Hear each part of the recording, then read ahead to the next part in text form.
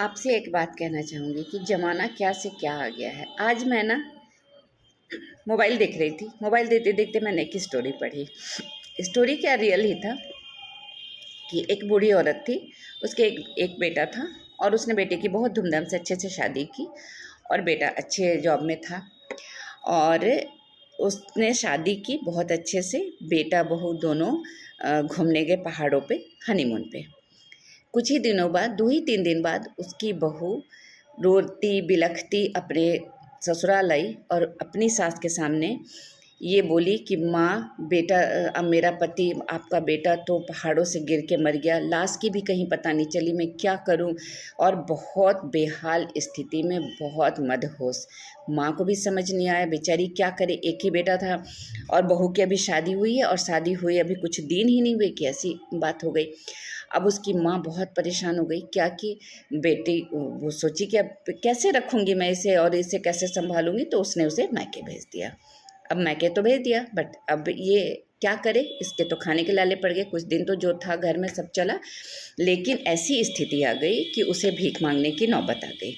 अब वो भीख मांगती मांगती मांगती एक दिन उसे अपने बेटे की बहुत याद आई।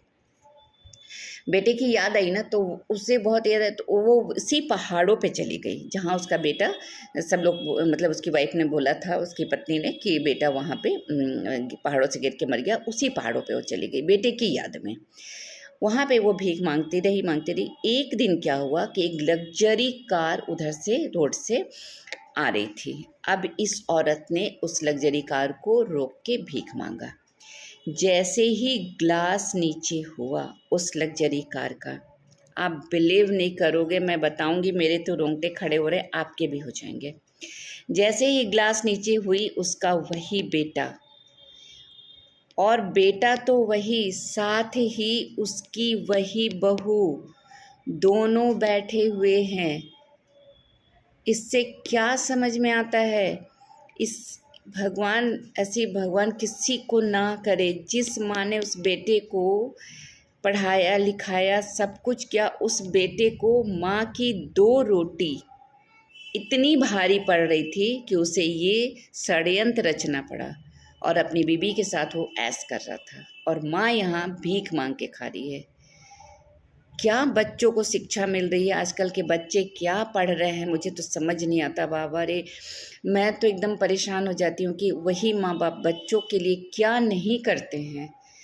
बच्चों के लिए अपनी ज़मीन जायदाद, घर की रखी प्रॉपर्टी, अपने गहने तक माँ बेच के पढ़ा देती है बच्चों को, और वही माँ के लिए 2 रोटी कितनी मुश्किल हो जाती है। इस स्टोरी से यही समझ आता है।